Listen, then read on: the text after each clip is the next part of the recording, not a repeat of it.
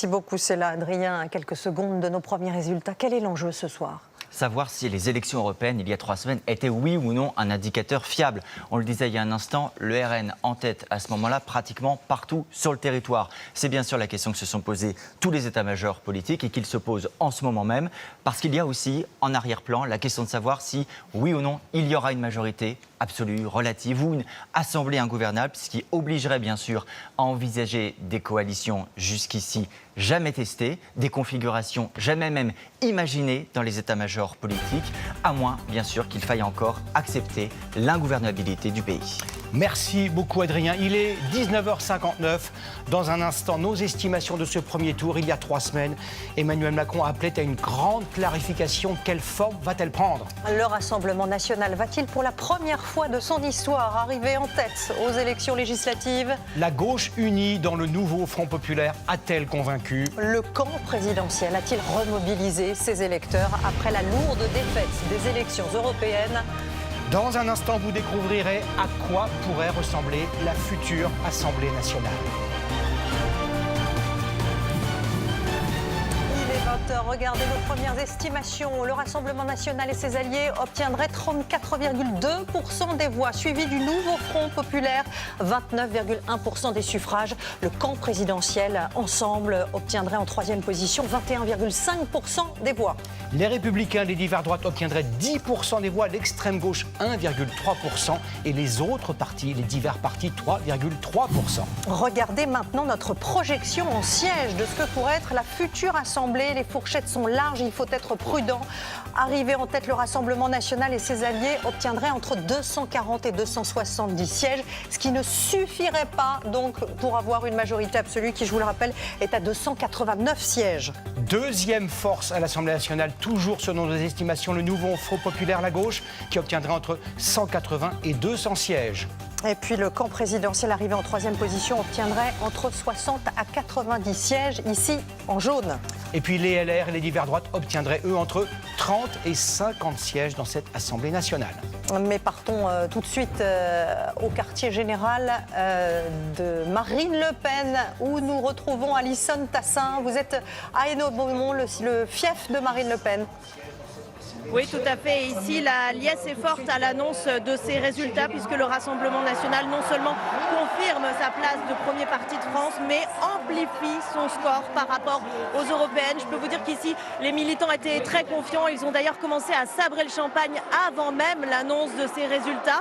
Vous voyez ces drapeaux tricolores qui sont en train d'être agités, avec donc Marine pour Marine Le Pen, qui devrait très logiquement ici être élue dès le premier tour. En tout cas, sur le pupitre, l'alternance commence et est déjà affichée, parce que malgré notre projection qui a un petit peu douché la salle, il faut bien le dire, car pas de majorité absolue, eh bien ici, dans le camp du Rassemblement national, on croit à un Jordan Bardella, Premier ministre. Merci beaucoup. En quelques mots, Frédéric Dabi, y a-t-il des surprises et que faut-il retenir de ce premier tour ? Eh ben, c'est un premier tour qui est une réplique des élections européennes qui ont lieu il y a à peine 3 semaines. Un Rassemblement national nettement en tête, une gauche unie qui réussit un score très supérieur à ce qu'elle avait obtenu en 2022 quand c'était la NUPES, et une majorité qui est sanctionnée. Alors sur la projection au siège, prudence absolue. Il y a 2 choses à mettre en avant. D'une part, les Français ne connaissent pas les résultats circonscription par circonscription. On ne prend pas en compte la démobilisation, la surmobilisation de telle ou telle force. Et puis, on ne prend pas en compte non plus les désistements du 3e, puisque avec une participation si élevée, la triangulaire, qui était l'exception en 2022, il n'y en avait que 8, vont être très nombreuses, et peut-être circonscription par circonscription, il y aura des désistements de la force arrivée, du candidat arrivé en 3e position. Donc le maître mot ce soir, c'est prudence, prudence, oui. prudence. Il n'y a pas une élection, il y en a 577. Laure Lavalette, vous arrivez clairement en tête et en même temps, même s'il faut rester prudent, manifestement, la majorité absolue n'est pas pour cette fois. Est-ce que vous êtes déçu ? Non, je remercie déjà tous les Français, évidemment, qui ont apporté leur suffrage. Et je reprends ce que a dit M. Dabi. Je pense qu'il faut attendre, évidemment, de voir comment la semaine prochaine va se passer. Vous savez, les Français, au moins, ont un choix très clair. D'un côté, vous avez le camp de la République face au chaos. Nous incarnons la sécurité, l'identité, l'arrêt de l'immigration. Et les amis de Mme Panot, qui sont arrivés 2e, eux, au contraire, veulent vider les prisons, veulent veulent désarmer les polices, veulent abroger la loi anti-squat, abroger la loi contre le séparatisme. On a deux projets qui sont très différents. Je pense que c'est très clair pour les Français. D'un côté, vous avez une immigration massive, dérégulée. Vous avez des députés qui ont été incapables depuis le 7 octobre de dire que le Hamas était un mouvement terroriste. Et de l'autre côté, vous avez Jordan Bardella qui veut rassembler. Et moi, je veux dire aux Français, d'où que vous veniez, qui que vous soyez, quels qu'aient été vos votes antérieurs, n'hésitez pas à rejoindre cette grande alternance raisonnable, cette grande majorité que je pense au soir du second tour, nous aurons pour véritablement changer le quotidien des Français. Ils ont bien compris, sans cette majorité, évidemment, nous n'y arriverons pas. Merci beaucoup. Cette soirée, eh bien, régulièrement, de manière impromptue, nous retournerons en direct sur le terrain avec des résultats. Je vois que nous avons un premier résultat avec vous, Lucas Ajdela. Nous sommes en Corrèze à propos de François Hollande. Oui, en effet, Gilles, des résultats partiels, 85% des bulletins ont été dépouillés pour l'instant.